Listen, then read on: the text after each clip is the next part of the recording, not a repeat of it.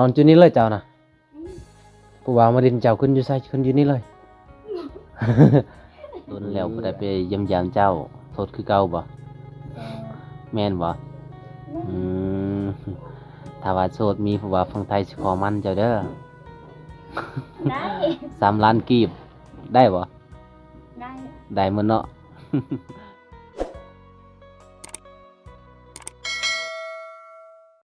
ทักทายสบายดี FC พ่อแม่พี่น้องเบิดสุขุสุคนคือเก่าพี่น้อง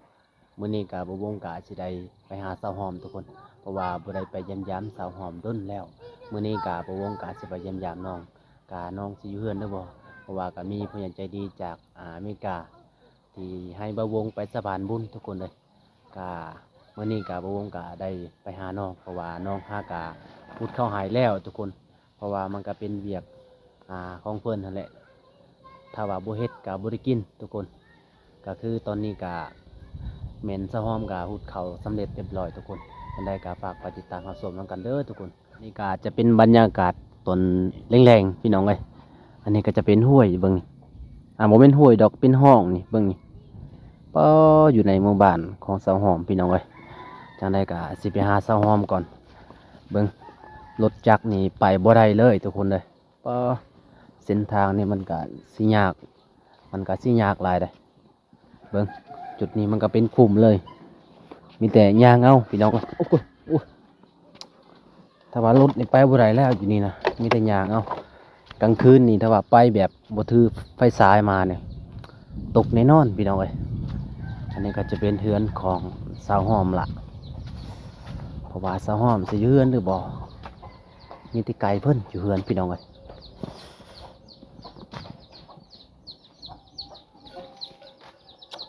คือสีเงียบ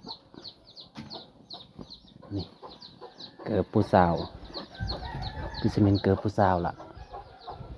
ขออนุญาตขึ้นเฮือนสาวหอมก่อนเงียบกิบมิดจิลีสวัสดีคนสวยสวัสดีย่อมือเนี่ยสวัสดีเสียนยังทุกอย่างนะใส่สบู่จะไปใส่สักเครื่องอ๋อสักเครื่องอยู่ใส่ล่ะอยู่ใส่ละน้อง เบิ่งสวยนี่ถ้าคนบ่สวยนี่ลมพัดปิวเลยบ่ใบบ่ อ้าวเจ้าคือว่าใส่แบบใส่กับคือจังสันเลยไม่ยังกันนะอันนี้คือกระตะสบู่อายเจ้าหรือว่ากระตะสบู่เจ้าเออ สิไปสักตอนนี้บ่ยังบ่ทันอาบน้ำฮะบ่แม่นสบู่บ่อยู่นี่เนี่ยมันยังกลับอีหยังอันนี้นวดหัวสะหัวป่ะอันนี้ก็จะเป็นห้องนอนสาวโสดพี่น้องเอ้ยจะนอนอยู่ไสสาวหอมนอนอยู่นี่เลยเจ้านะผู้ว่ามาดินเจ้าขึ้นอยู่ไสขึ้นอยู่นี่เลย อันนี้ก็จะเป็นห้องสาวหอมเบิ่งนอนคนเดียวกับประมาณซ้ำนี้เนาะเครื่องสาวโสดทุกคนเลยอีพ่ออีเมย์จะเอาไปใส่มื้อนี้นะมาซ้อมไปเอาข้าวโอ้ไปเอาข้าวนี่บ่ฮะจังได้ออกบ่ได้ อ้าวบัดนี้ออกบ่ได้อีกเด็กเข่าเดี๋ยวมันอันนี้เนี่ยเอาดึงเข่านี่ก่อนยามมาพี่จะถือได้บ่อันน่ะเป่าหนึงนี่นะยกได้บ่ ได้ เบิ้งยกเบิ้งโอ้บ่ตีงเลยเนาะเบิ้งพี่สวย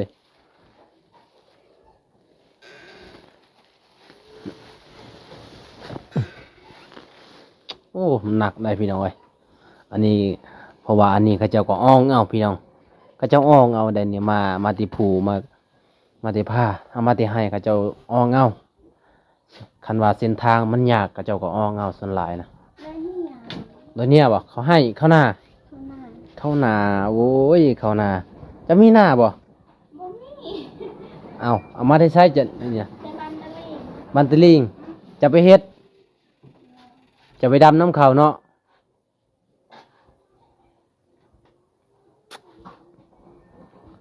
อันนี้ก็เป็นวิถีชีวิตของสาวห้อมทุกคนเลยบรรยากาศยามแรงๆน้องกาสิได้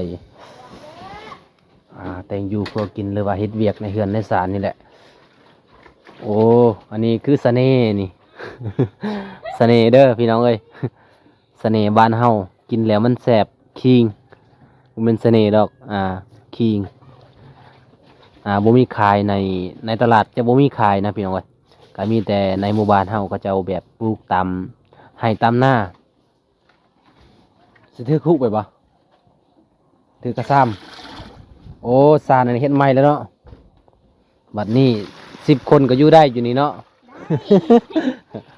ตอนนั้นสาวหอมว่าเจ้าอย่าอยู่ได้เดี๋ยวมันสิหัก อันนี้ก็มักเพชรให้พี่น้องเอ้ย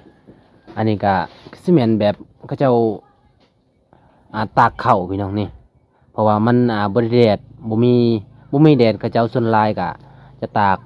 จุดนี้เลยมาดังไฟอยู่ลุ่มแล้วก็มาตากเอาหิงมาใส่ไม่ยังนะ นวด นวดยัง เลือดอม อ๋อ คิดว่านวดกระโตให้ขาวอย่านวดผมเนาะเวลาเจ้าอาบน้ำก็ต้องใส่อันนี้อย่านวดนี่โอ้พี่น้องเอ้ยน้ำอยู่ใส่น้องสิไปซักเครื่องฮะอยู่พุ่นเดินเถอะ เดินทิน ดันริน อ๋อเดินทิงก็คือน้ำที่มันออกบ่ออยู่พุ่นได้พี่น้องเอ้ยบ่อนที่น้องไปอาบตอนนั้นเนาะสาวแมวอยู่เฮือนบ่สาวแมวบ่ฮู้คือกันมื้อนี้อายมาหาเจ้าฮู้บ่อายมีหยังสิให้เจ้าบ่ฮู้เลยอ๋อ เจ้าฮูดเข้าน่ะประมาณจักมื้อจังแล้วนะ ขับรถเข้าเราไปเกี่ยวข้าวอยู่บันตะลี อ๋อส่วนฮูดกับไอ้พ่อไอ้แม่เจ้า ส่วนเจ้าก็ไปเกี่ยวข้าวอยู่บ้านตะลิงเขาให้เกี่ยวบ่หรือว่าเจ้าเฮ็ดเจ้าดำน้ำเขา ไปรับจ้าง ไปรับจ้าง มือเท่าไรก็จะให้เจ้านะ ลูก ฮะ อ่ะ ข้าวให้เข้า เขาให้เข้า อืม อืม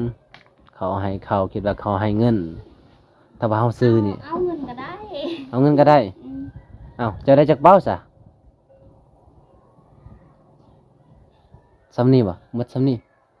โอ้แสดงว่าหลายเติมเนาะ เจ็บเลือดหมดเกลือน มันคือเหนียวแท้ยาหนวดผมหอมเลยเนาะจะซื้อเท่าได้น่ะ 50 วาวซื้อให้บ่ ค่อยซื้อเอง ซื้อเอง เห็นว่าผู้บ่าวฟังไทยเป็นซื้อให้ เป็นยังไงตอนนี้ฐานะจังไดโสดคือเก่าบ่ หึมีแฟนแล้ว มีแล้วหรือว่ายัง เอา เอาดีๆยังบ่มีอ๋อเอาตอนนี้ก็สิไปอาบน้ำเนาะสักเครื่องเลยโอ้เอาไปไว้เลยตัวนั้นนะอันนี้แหละเขาที่น้องไปรับจ้างพี่น้องเอ้ยกับเขานี่แหละนี่เขาที่น้องไปรับจ้างแหละไปเกี่ยวน้ำเขาแล้วก็เจ้ากะเอาเขามาให้แต่ว่าสิเอาเงินกะเขาเจ้ากะเอาให้เป็นเงิน แต่ว่าน้องกับบุมีเขาวกินก็เลย เอาเป็นเขาพี่น้องเอ้ยตอนนี้น้องกาสิได้อัดประตูพี่น้องอัดประตูแล้วกาสิไปซักเครื่อง เพราะว่ายันไก่ ยันไก่ ไปตู้ไว้ไป แม่นยันไก่ลักกินเข่าวนี่พี่น้อยเพราะว่าไก่มันมักขี้ลักเลยอันนี้วาดบ่อัดมันเนาะมื้อนี้ก็สุขดีพี่น้องที่ได้พ่อน้องปกติก็บ่ได้พ่อน้องก็ไปเฮ็ดเวียกตลอดล็อกใส่ล็อกข้างในเนาะ คำว่าใส่ล็อกนี่กายเข่าแน่นอน ทางปงเยี่ยมเด้ มันบ่ขึ้นบ่ทางนั้นนะ มันก็มี บ่ทางนั้น เด้ทางนั้นมันบ่ขึ้นบ่ บ่ อ๋อยันว่ามันขึ้นทางนั้น ลองจ้ะ ยอดละเอาตะโกนอะไรห้อยช่อง เอ็มพวกไอ้ เพิ่นจ้ะ บุกา บ่กล้ากันนะ ตรัวยะอันนี้หยดเหล้า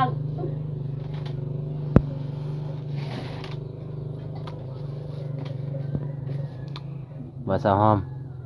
มื้อนี้ไอ้กะสิมาถามข่าวๆของเจ้าเป็นจะได้ดนแล้วบ่ได้ไปเยี่ยมยามเจ้าโสดคือเก่าบ่ เออ แม่นบ่ อืมถ้าว่าโสดมีผู้ว่าฝั่งไทยสิขอมันเจ้าเด้อ ได้ 3 ล้านกีบได้บ่ ได้ ได้หมดเนาะ เอาทุกคนเด้อมื้อนี้ก็บ่วงก็มาพอน้องอีลีบ่วงมาหลายรอบแล้วก็บ่ได้พอน้องเพราะว่าน้องก็ไปเกี่ยวข้าวเนาะจักเดือนจะไปนะ บ่ฮอดเด้อบ่ฮอดเดือนโอ้เอ้ามื้อนี้ก็บ่วงบ่มีหยังสิให้มาเยี่ยมยามเจ้าจะว่าจักแสนนี่ ขอบใจ จักแสนอ้ายถามว่าจักแสนเอ้า300,000กีบเด้ออ้ายเพิ่นเห็นเจ้าแล้วก็สงสารเจ้าว่าสิขายมาแล้วก็ซื้อบัตรเติมเงิน ตอนนั้นอ้ายเพิ่นก็เลยสงสารเห็นเจ้าก็เอาให้เป็นค่าบัตรค่าเบอร์หรือว่ามันยังจะว่าบ่มีวีเอาซื้อได้บ่300,000น่ะครบบ่300,000น่ะเบิ่งดูกายบ่ ครบเนาะเอาจังได๋ขอบใจอ้ายเพิ่นแหน่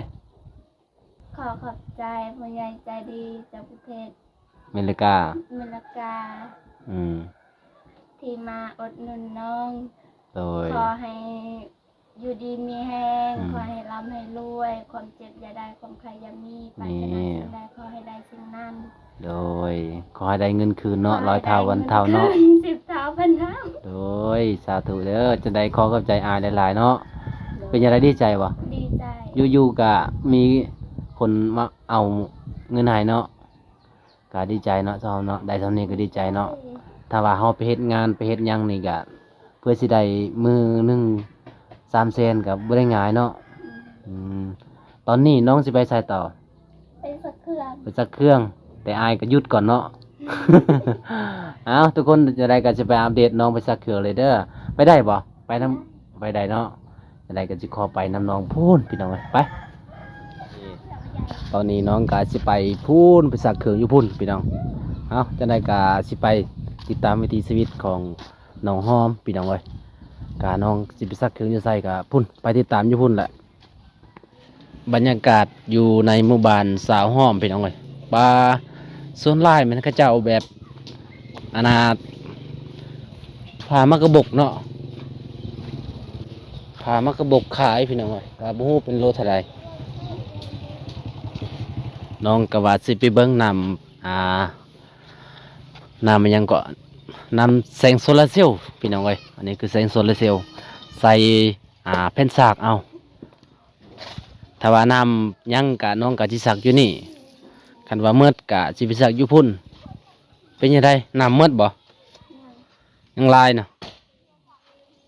อันนี้คือโครงการเฮ็ดให้พี่น้องเอ้ยโครงการมาเฮ็ดให้ในหมู่บ้านสาวหอมนี่ จังสีเลยปอนอาบน้ำแต่ละเทื่อน่ะคันว่าแดดแห้งนี่ก็น้ำอยู่นี่หลายเนาะ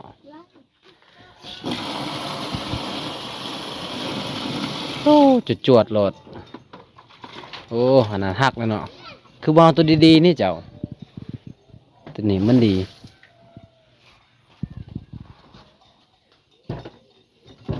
เดี๋ยวว่ามักตัวมันหักนั่นบ่แค่วอง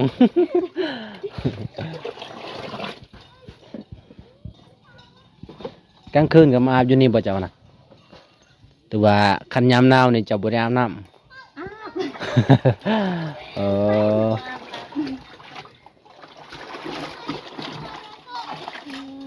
เย็นเย็น เย็นเย็น เย็น เย็นแล้วพี่น้องเอ้ยยามหนาวๆนี่ก็โอ้ยกี่ขันฮอดอาบน้ำพู้นแหละ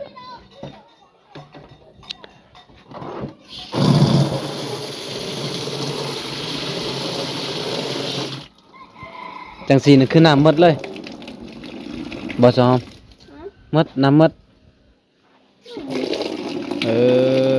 อหมดอดีพี่น้องเอ้ยเพราะว่าแดดมันบ่แห้งถ้าแดดแห้งเนี่ยมันก็สิหลายคันน้ำบ่หมดนี่แบบจวกๆเลยเนาะเปิดเนาะน้ำหมดแล้วพี่น้องเอ้ยต้องเอาไปอาบอยู่พุ่นอีกซักบ่ได้เนาะเอาจะได้กันย้ายบอลเจ้าพุ่นอยู่พุ่นอีกบ่ว่าน้ำอยู่หั่นก็หมด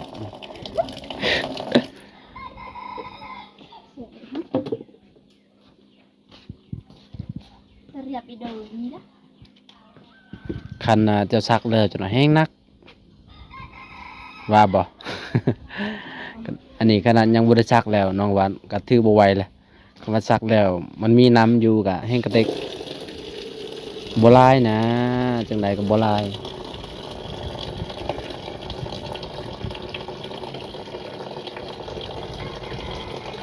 ซักญี่ปุ่นมันไวกว่าซักอยู่นี่บ่ได้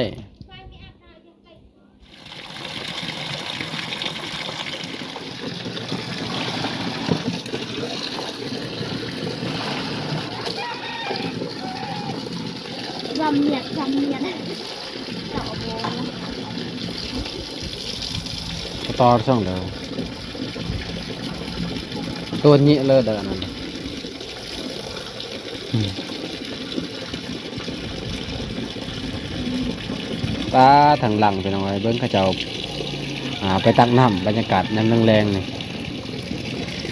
อืมเขาเจ้ามาแต่ไปตักน้ำก็คือแต่พุ่นน้ำบ่อในหมู่บ้านมี2บ่อถ้าว่าขาดน้ำบ่อนั่นก็แล้วบ่มีน้ำกินเลยจะไปตักน้ำแล้วหรือบ่ซ้อมยังน้ำอยู่เฮือนจะยังหลาย บุ้ม หึ เบิดแล้ว เบิดแล้วคันเบิดแล้วคือบ่ตักบ่ตักบ่กินอีก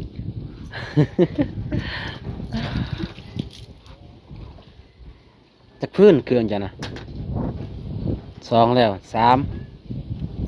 4น้ำสำนีพอดี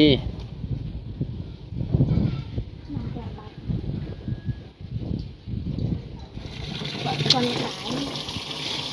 จะได้จักโลจะตีมากระบอกนะโลนึงเท่าไรก็ซื้อนะ ลนซ่อม 12,000อ๋อ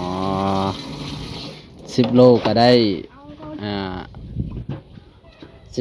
10โลก็ได้120,000 20โลก็ได้240,000 โอ้ยผู้สิได้พอแห้งเลยผู้สิได้3เซนนี่คันจะจะตีมากระบอกจากโลจากมือ บู โอ้เนาะ มือหนึ่งจะได้จากแสน บ่ฮอดแสน มอแสนได้เบิด20,000ได้2 โลเนาะมือหนึ่งเนาะกว่าปะ